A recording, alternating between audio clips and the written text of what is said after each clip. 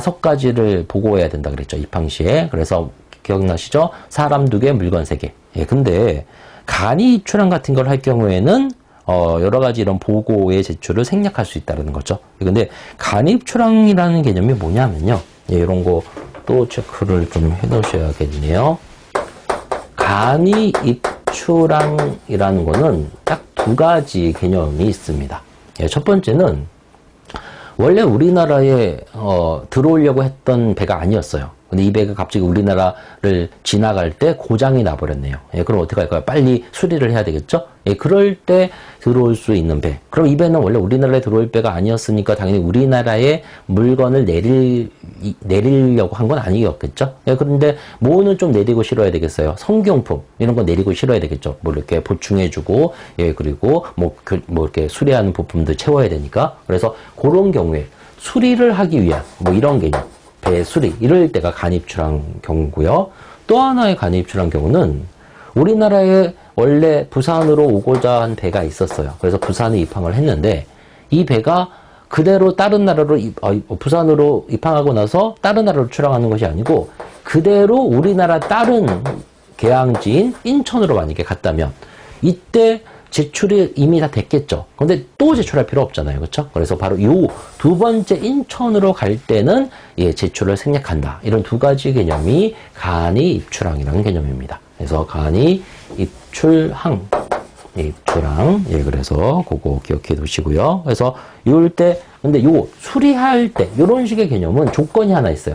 24시간 이내에 나가야 됩니다. 네, 그래서 바로 예, 그것을 말해주고 있죠. 12번은. 네, 그래서 예, 요거 24시간 이내에 예, 체크를 해두시고요.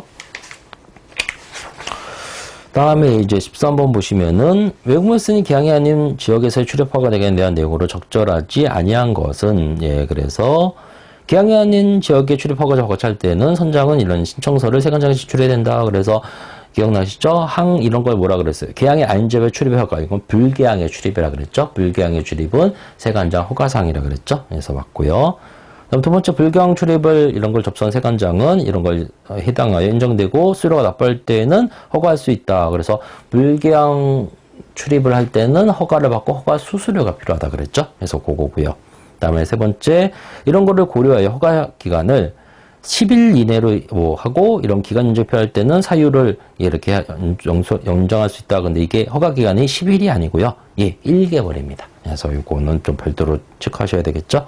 다음 4번째 입항 예정지에 관할 세관장이 아닌 세관장이 출입 허가 신청을 접수할 때에는 이런 여부를 관할 세관장과 협의해야 되고 허가한 경우에는 그 내역을 이쪽에 지체 없이 통보해야 된다. 그래서 당연히 입항할 곳으로 그걸 허가 신청을 한 게 아니고 다른 곳에 신청을 할 경우에는 당연히 이렇게 해야 되겠죠. 다만 개항이 아닌 지역에 입항한 그 여객선은 원상을 회복하여 이렇게 출항할 때 승무원 여객은 선내에 대기함을 원칙으로 한다. 그래서 불개항에 출입을 할 이유가 이렇게 좀 긴급한 일이 일어났을 때 하는 경우들이거든요, 대부분. 예, 그래서 그럴 때 원상을 해보려 할 때는 예, 이런 걸 원칙 이래야지 당연히 미리국 이런 걸 막을 수 있겠죠. 예, 그래서 13번에 3번 기억하시고요. 그다음에 외국물 쓰는 개항장이 아닌 지역의 출입 허가 사유로 적절하지 아니하는 것은 예, 그래서 이거는 바로 어드바이스 좀 보셔야 되겠네요.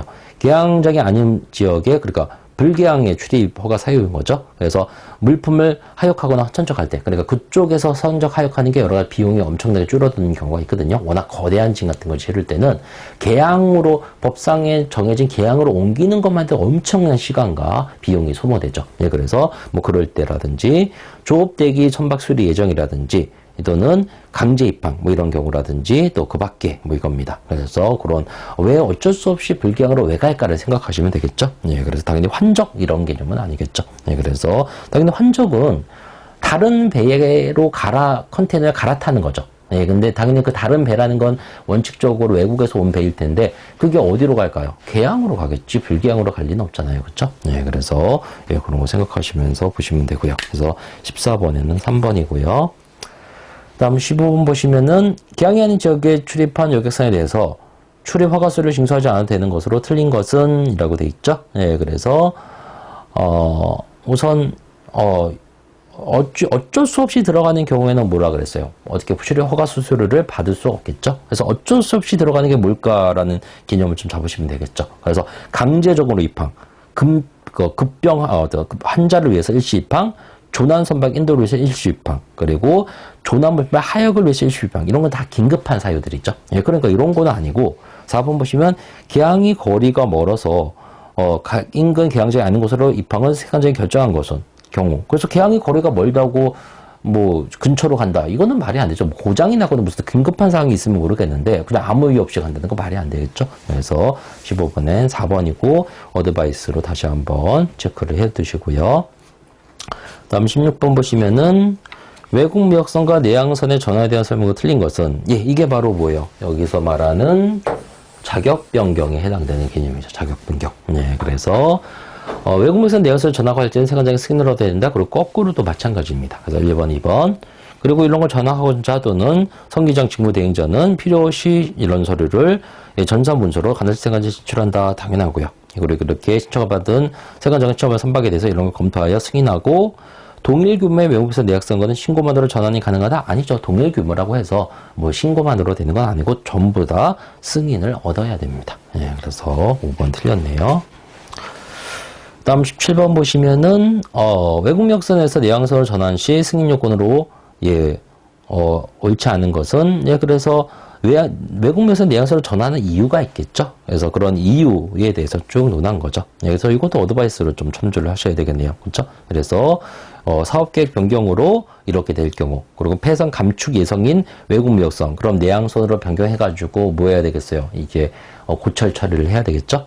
그리고 외항 전기 화물로 사업으로 등록된 선박, 이거를 왜 내항선으로? 이건 그 이유는 안 되죠. 그 다음에 장기 운항 계획 없이 수리할 거니까 내항선으로 전환해서 고쳐야 될 거고요. 그리고 5번째, 일시로 국내에서 운항 사업계획 변경 수리를 받은 선박. 원래는 외국을 왔다 갔다 하는 배인데 그게 별로 사업이 별로 안 좋아요. 그럼 당연히 내항선으로 돌릴 수도 있겠죠. 그래서 그런 것들이 사유가 될 겁니다.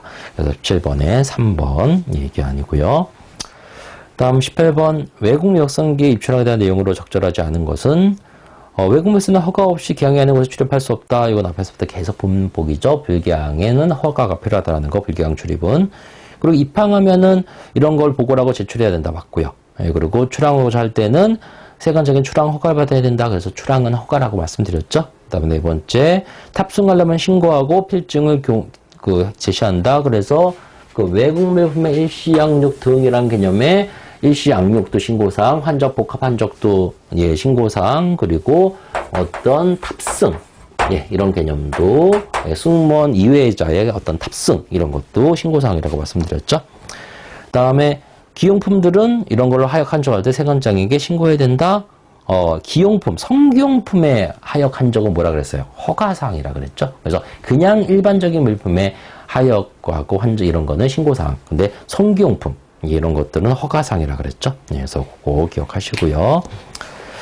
다음 19번 보시면은 다음 중 관세청장이 지정하는 것을 모두 고른 것은, 그래서 가끔 지정권자에 관련된 문제가 나와요. 그래서 여기 뭐 관세통은 통관인 통관자의 설명을 어드바이스를 통해서 보시고요. 그래서 어떤 지역의 지정권자, 이거는 제가 이렇게 한번 정리를 해드릴게요.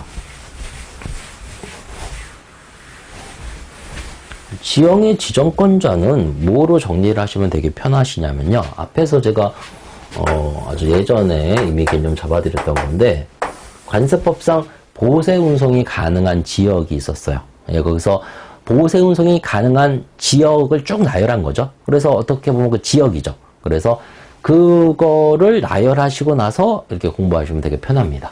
그래서 기억나시나요? 개항에서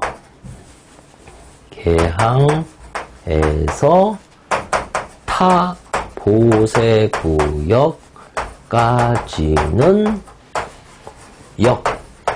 역창우를 3번 거친다.